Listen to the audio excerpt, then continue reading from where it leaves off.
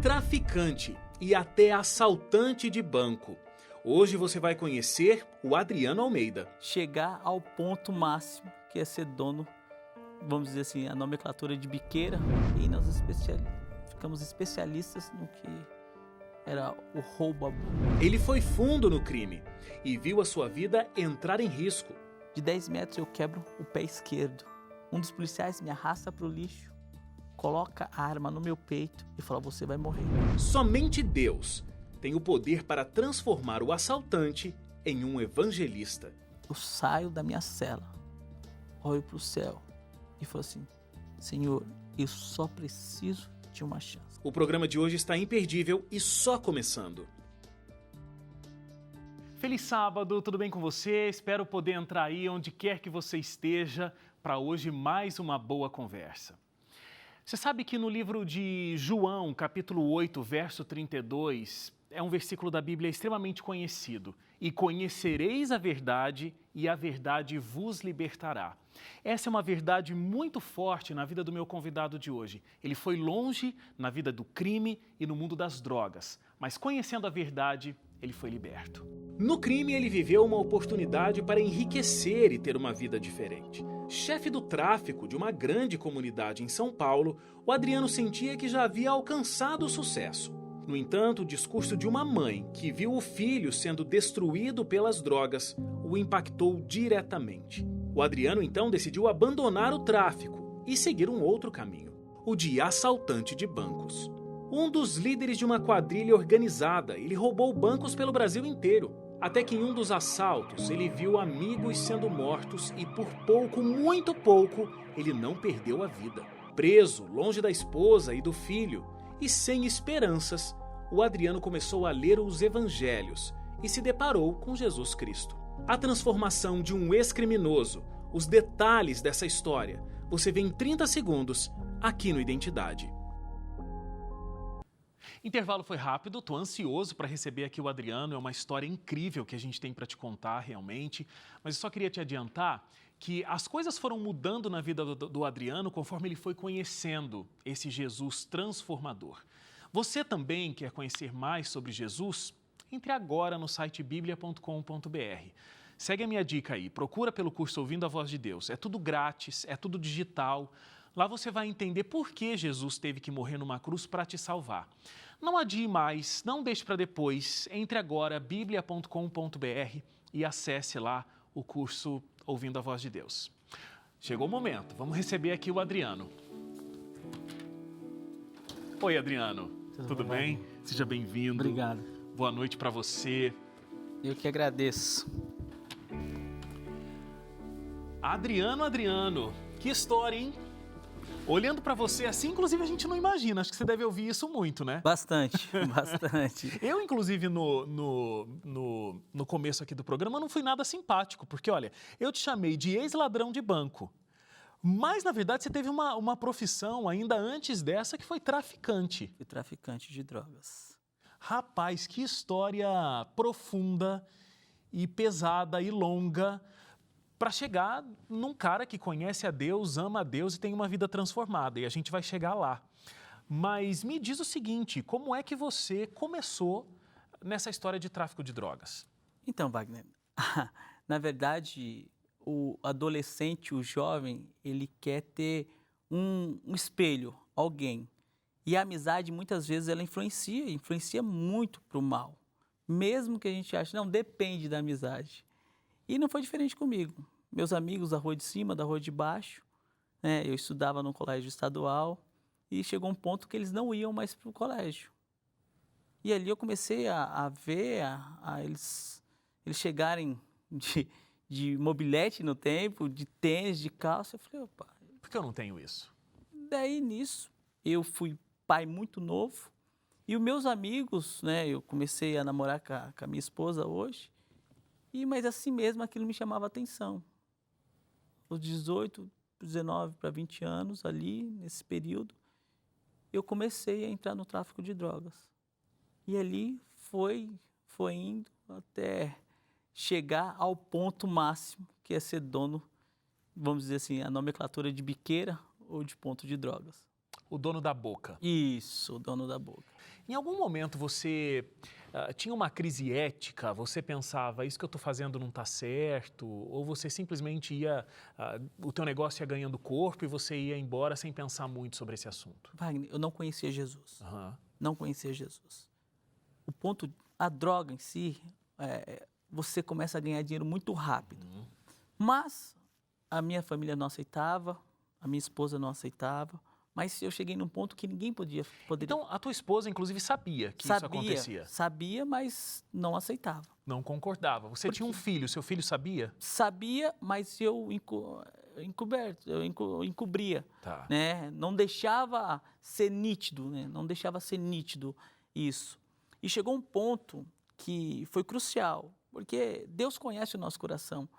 Eu nunca quis ser traficante. Aconteceu. Eu nunca quis ser ladrão. Eu sonhava em ser bombeiro. Olha como que é. Mas o fascínio, as coisas fáceis. E chegou um dia que eu fui empresário, fui dono de uma escola de samba, para você ter ideia. Com o dinheiro do tráfico, eu fui dono de uma escola de samba. E também fui, né, um empresário do samba. E eu levava, de 15 em 15 dias, um grupo nas comunidades que eu tinha o ponto de droga, para fazer ali a diversão. Mas não era para fazer a diversão, porque onde tem a maior aglomeração de pessoas é melhor para o traficante. E eu cheguei um dia, numa dessas minhas, a gente fala loja, né, e muitas vezes biqueira, e garotos de 14, 15, 16 anos trabalhavam para mim. E um dos meninos, que meu nome é Adriano Marcos, eles me chamavam de Marcos. Ele falou, Marcos, tem uma moradora querendo falar contigo. Na minha arrogância, na minha prepotência, eu achei que era mais R$50. Negócio. E eu, atendendo ao pedido dele, eu chego até essa senhora. Num barraco, eu vou dizer 4x4, mas depois você vai entender que esse barraco era um palácio. E quando eu adentro o barraco, o chão batido de terra, né? Na verdade, tinha uma senhora de pequena estatura. E eu falo, fala, minha querida. Ela olha para mim e fala assim, ó diabo, você não vai levar o meu filho. Naquele momento, eu olho e dou um passo para trás, onde a minha visão abre, onde eu vejo um fogão, um paneleiro, uma cama de casal, uma beliche, um chão batido de terra, um senhor com a cara assustada, olhando, porque todos os traficantes estavam à porta dele, mas quando eu olho mais para baixo, um rapaz entre 15 e 16 anos, amarrado. No próprio desespero, a mãe amarra o filho para não usar drogas. E naquele momento eu olho para trás e falo, o que está acontecendo aqui? E aí eles falaram, Marcos, ele está devendo a biqueira. Eu falei, mas está devendo quanto? 200 e poucos reais. Ninguém fica devendo 200 e poucos reais para que o dono fique sabendo. É claro, porque o menino que vende presta conta para o gerente e o gerente presta conta para o dono. É uma empresa. É um crime extremamente organizado. E aí, nisso, olhei e ali não era o meu lugar. Eu vi que ali não era o meu lugar.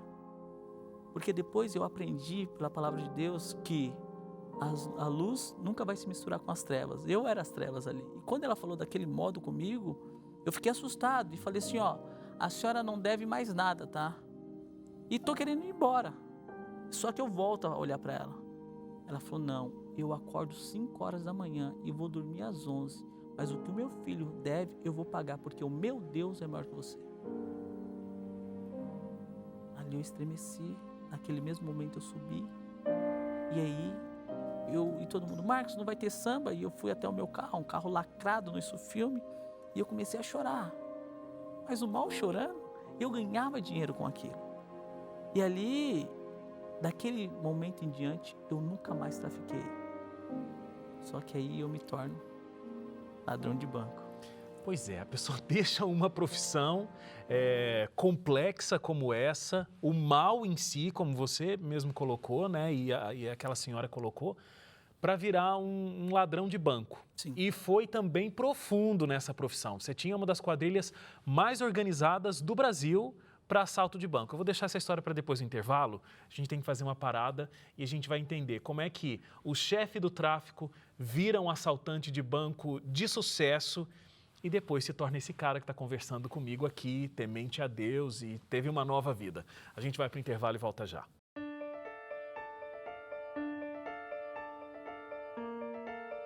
Identidade Geral, de volta aqui pela Novo Tempo. Estou recebendo aqui o Adriano. No intervalo teve outra entrevista aqui. Pena que não dá tempo de saber todos os detalhes, mas realmente é uma história que é muito interessante, muito profunda. Mas vamos para esse momento então, Adriano, onde você realmente consegue deixar o tráfico, só que aí você vira assaltante de banco. Foi planejado isso? Você ficou um tempo procurando o que fazer? Como é que você chegou e começou a assaltar banco? Então, na verdade, começou com os caixas eletrônicos. Sim. Era a moda daquela época, né? E todos os caras não, sabe, tava no auge, tava ganhando muito dinheiro e eu quis entrar. E daqui a pouco eu já tinha motorista e daqui a pouco eu fui aprendendo a cortar o caixa eletrônico e aí começamos a conhecer o Brasil de uma maneira diferente das outras. E aí começamos a cortar o caixa eletrônico e aí nós ficamos especialistas no que era o roubo a banco. Em algum momento, bom, porque assim, você não tinha muito esse padrão ético, esse conhecimento de Deus, nem naquele momento do tráfico e nem nesse momento do assalto a banco ainda. Mas e o medo? Porque são duas coisas arriscadas, né? Você nunca teve medo de morrer por conta dessa atividade profissional que você fazia?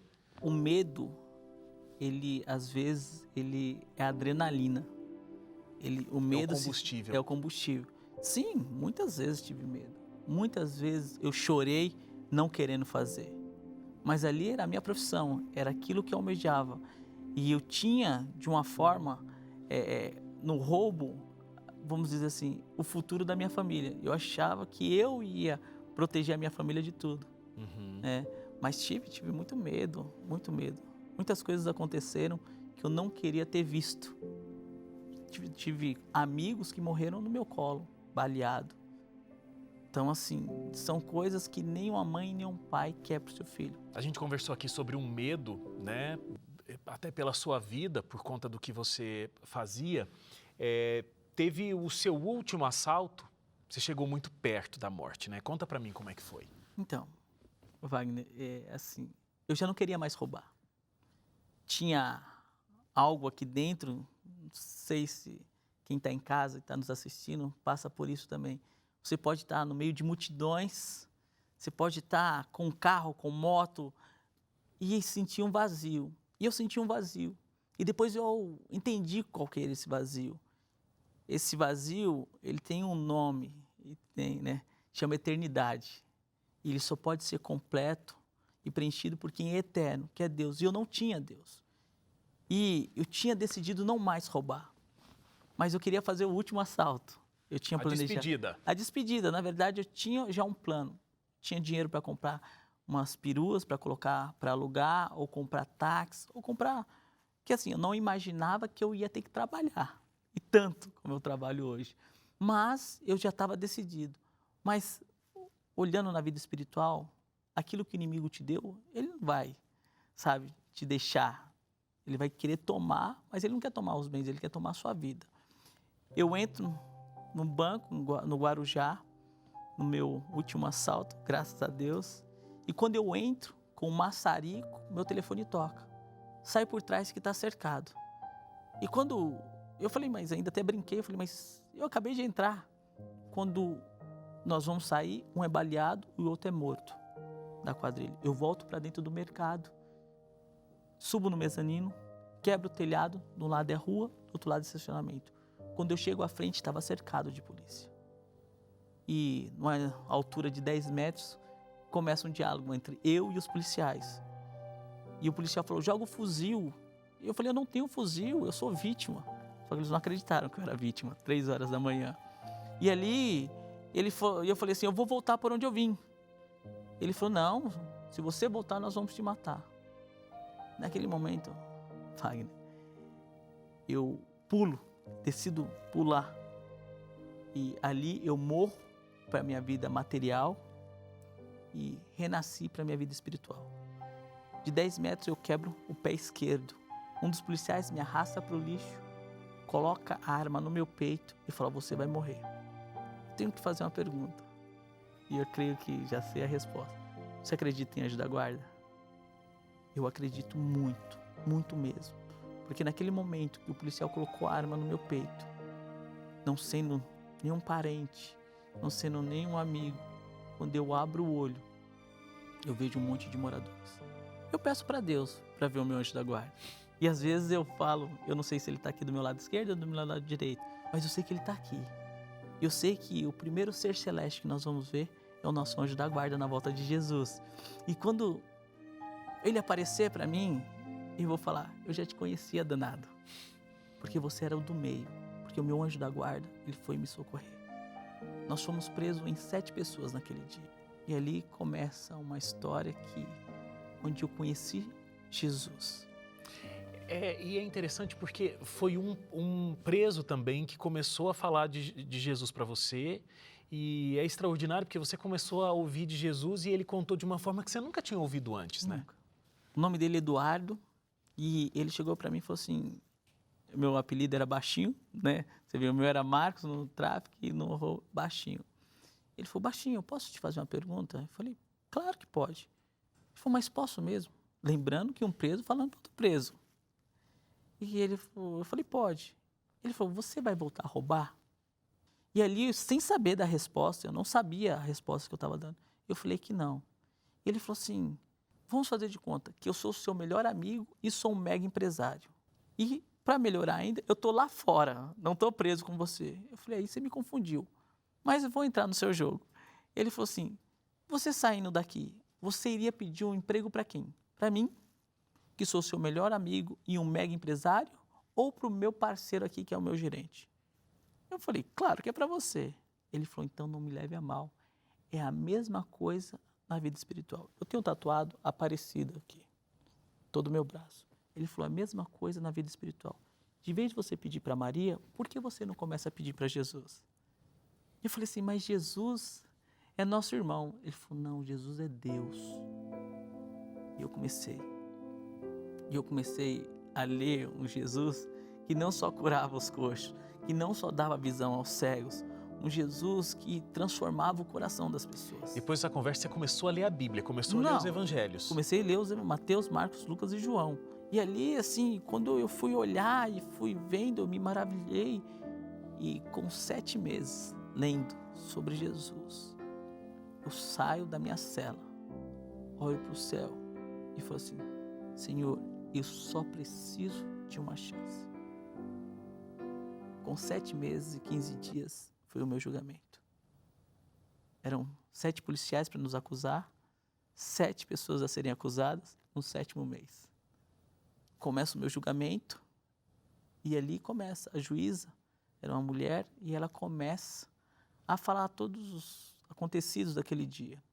E ela interrompe e pergunta para o tenente, oficial, o senhor reconhece algum dos acusados que aqui estão? Ele olha e fala, reconheço fulano que estava com maçarico, Beltrano que estava com ciclano. Quando ele chega em mim, ele pula.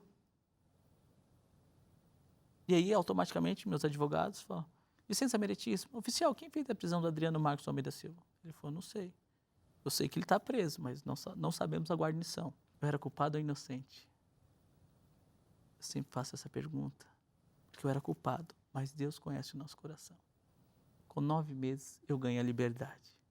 E quando você sai da prisão, você encontra uma moça, né, a Raquel. Isso. Ela levou o livro, foi o Ainda Existe Esperança, né? Isso. E a partir daí, você e a sua família começaram a ler esse livro e começaram a estudar a Bíblia ainda mais profundamente.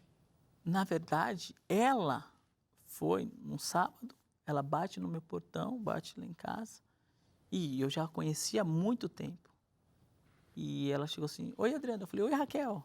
Eu falei, Adriana, eu não sei se você sabe, mas eu sou adventista do 7º dia. Eu falei, mas todo mundo aqui sabe na rua, né?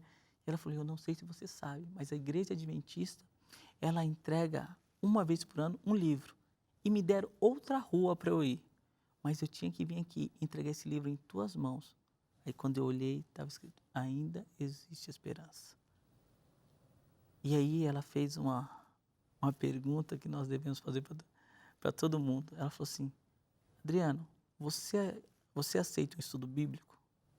Começamos a chorar e tudo. Eu li o livro e aí nós começamos a estudar a Bíblia profundamente. Eu, minha esposa e meu filho. E pela luz, nós começamos em fevereiro de 2011, e fevereiro para março, pela luz e pela palavra de Deus, nós paramos de ingerir bebidas alcoólicas, que a gente bebia. Uhum. Uma família mineira e do interior de São Paulo, pela luz e pela palavra de Deus, de março para abril, nós paramos de comer alimentos imundos. E de junho para julho, só minha esposa trabalhando, nós começamos a dizimar. E dia 26 de novembro de 2011, eu, minha esposa e meu filho nos batizamos na igreja. Amém. Aí Deus veio fazendo a transformação e assim, moldando o nosso coração. E hoje, sabe, ser ancião ordenado, ser distrital jovem da Associação Paulista Sul, ajudando na coordenação dos Calebs. E aí eu vejo como Deus é maravilhoso, como Deus preservou para poder, não que Ele quisesse que eu fosse ladrão ou traficante para contar meu testemunho aqui hoje, ou para os outros, não. Mas eu fiz uma escolha errada, mas mesmo assim, Ele conhecendo meu coração, Ele me preservou para hoje estar aqui ajudando essas pessoas. E por isso que eu acho que o teu testemunho é tão válido e tão bonito, porque mesmo tendo ido tão longe, e olha, vou dizer, tendo ido tão longe 2 vezes, né? Não foi uma vez, a tua história poderia ser uma das duas, né? Ou chefe do tráfico ou chefe de uma mega quadrilha, mas não, você fez as 2 coisas e mesmo assim Deus conseguiu te resgatar, Deus te deu a chance que você pediu olhando para o céu e você está aqui contando essa história hoje. Como é olhar e ver onde você poderia estar e onde Deus te colocou hoje? Eu sou agradecido todos os dias. Eu tinha uma cisma de não chorar. Aquele negócio, o homem não chora. Se eu puder... Hoje eu estou aqui me segurando. Está controlado. Estou controlado. Aqui estou... Mas eu me emociono. Vindo para cá, eu estava emocionado. Hoje eu estou no segundo semestre de psicologia. Ao entrar na faculdade, o NASP Campus 1, e ali, às vezes, eu choro de estar ali, mas nada disso tem valor se eu não puder, de verdade, sabe, abençoar as outras pessoas como eu fui abençoado. Hoje o meu trabalho real mesmo é cuidar de pessoas em condições de rua, que são da dependência química. Hoje nós temos um trabalho chamado HB 133, que é um grupo de irmãos que todo domingo e toda sexta-feira está na Fundação Casa, levando a palavra de Deus, levando o testemunho do amor e da misericórdia de Deus. E eu tenho passado, aí eles amam e olham e falam assim, não. Daí eles falam, tio, se o senhor conseguiu, nós vamos conseguir. A gente também vai. A gente consegue também. Claro. E quando você deixa Deus trabalhar na sua vida, não é que tudo vai dar certo, mas Ele vai estar sempre ao seu lado, nas horas mais difíceis e nas horas mais felizes. Muito bom, Adriano. Olha, você tem uma história surpreendente mesmo, assim, é de tirar o fôlego, de ver o poder transformador de Deus na vida de alguém que se deixa moldar e se deixa transformar. Parabéns, obrigado por ter vindo. Eu agradeço. Por ter revisitado memórias não tão felizes, né? Mas o testemunho é grandioso e pode ajudar tanta gente como você tem feito. Que Deus continue te abençoando, e inclusive nesses 2 ministérios, com os dependentes químicos e com esses jovens presos na Fundação Casa. Que Deus continue te abençoando como tem feito até agora. Amém, eu que agradeço. Obrigado a você que ficou com a gente até aqui. A gente se encontra na segunda-feira, às 11h30 da noite. Até lá, tchau, tchau.